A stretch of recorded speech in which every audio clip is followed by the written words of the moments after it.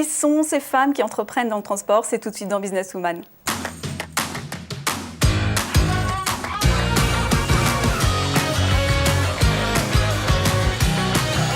Alors bonjour à toutes et à tous, merci de nous retrouver sur le plateau de Businesswoman. Qui sont finalement ces femmes qui entreprennent dans ce secteur réputé majoritairement masculin?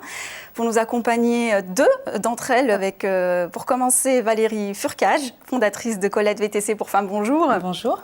Près de vous, Manon Lavergne, cofondatrice de Viluso, marque de scooter électrique, bonjour. Bonjour. Alors, vous connaissez un petit peu le programme, le déroulé de l'émission. Les téléspectateurs ne vous connaissent pas. Et à ce titre, on a essayé de vous présenter en allant scrollant votre Instagram. Après 10 ans d'expérience en audit et contrôle interne, Valérie décide d'investir le domaine des VTC pour répondre à ses aspirations entrepreneuriales. Très vite, en tant que cliente, puis en tant que conductrice, elle détecte une faille du marché concernant la sécurité des chauffeurs, notamment sur les créneaux de nuit.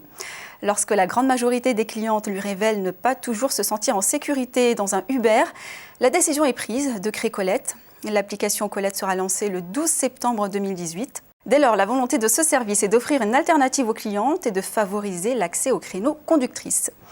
Aujourd'hui, l'application compte 200 chauffeurs partenaires. Colette leur donne aussi l'opportunité de travailler sur divers événements, LVMH, Fashion Week, divers salons. Depuis sa création, le service Colette a fait couler beaucoup d'encre concernant la place de la mixité dans l'espace public et notamment dans les transports, où de nombreuses initiatives ont vu le jour pour permettre aux femmes de voyager en toute sécurité. Est-ce qu'il y a une news ou une photo que j'ai oubliée? Non, c'est parfait. Forte de ses convictions et de ses valeurs, Manon Lavergne a réalisé 2 projets très différents. Tout d'abord en créant Viluso, une marque de scooters électriques connectés, afin de proposer une alternative face aux problèmes de mobilité dans les villes. Des scooters électriques adaptés à la ville avec une batterie amovible, rechargeable et un système de sécurité performant en cas de vol. Puis comme Manon n'est pas entrepreneur, elle est auteure. Elle a écrit un roman s'intitulant « L'odeur des hommes » qui met en scène 2 jeunes femmes faisant face à la complexité d'une société occidentale où les inégalités des sexes ont encore une trop grande place. Alors les présentations sont faites, on passe au vif du sujet, c'est l'heure du libre-échange. Alors on commence par vous Manon. Dans le transport, c'est vrai que avoir des entrepreneurs qui œuvrent comme ça et qui créent des marques de transport, c'est peu commun. Qu'est-ce qui vous a motivé finalement à lancer Viluso? Racontez-nous. Alors, Viluso, c'est né de 2 choses. Donc d'abord, c'est le hasard qui m'a amené à créer Viluso. J'avais refait le vélo de ma grand-mère et ça m'avait beaucoup plu. Donc j'avais voulu refaire un vieux Piaggio qui était donc un scooter thermique pour en faire un scooter électrique.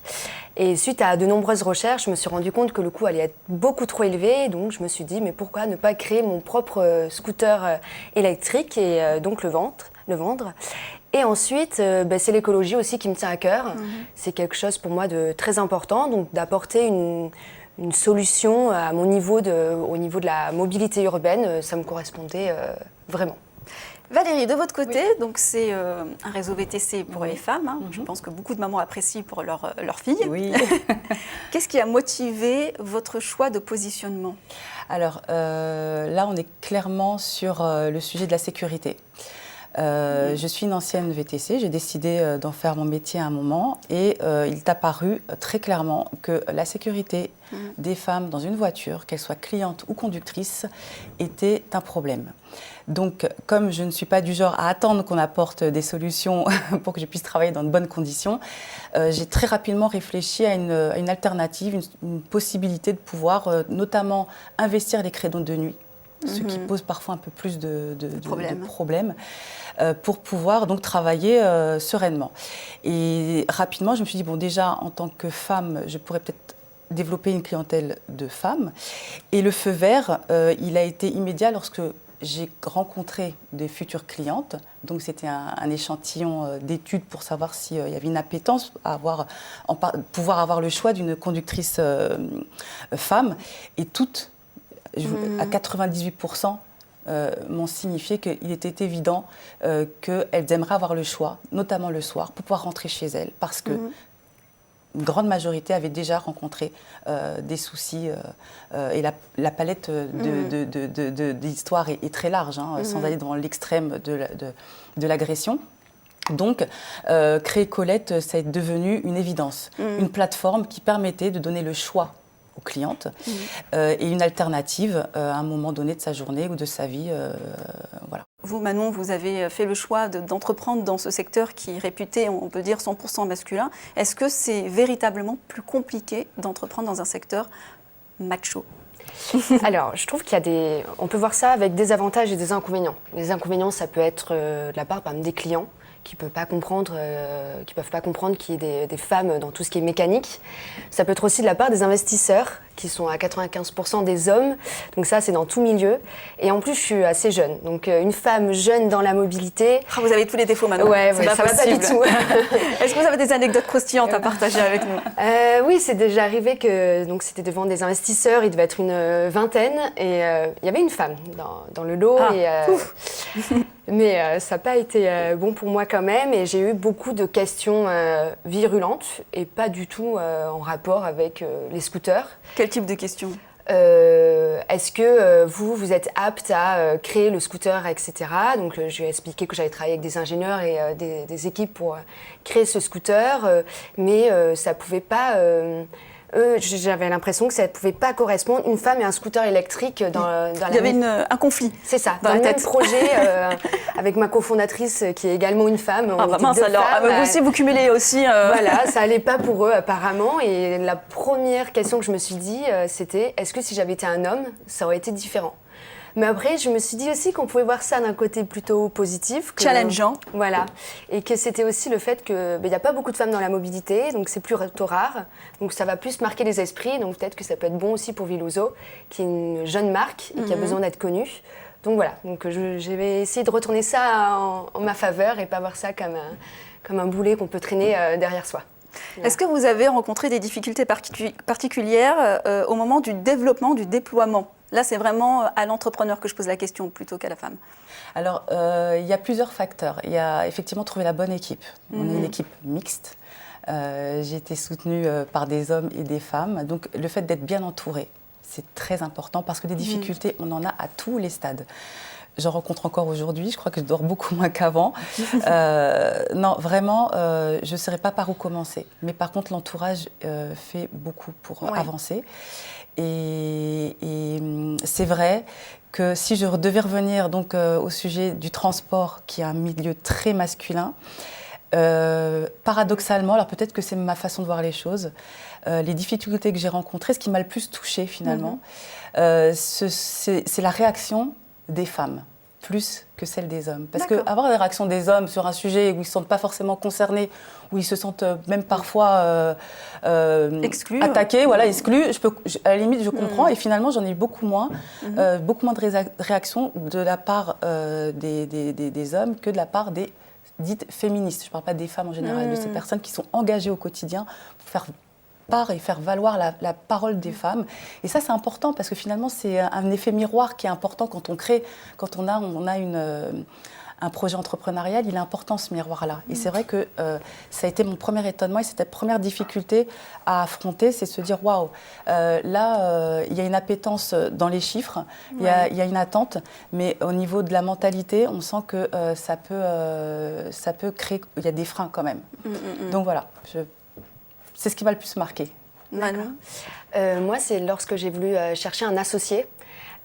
Donc c'est vrai que en fait, ma demande avait été relayée par le journal Les Échos. Et donc j'ai eu beaucoup d'appels et donc beaucoup d'hommes, en majorité j'ai eu une seule femme.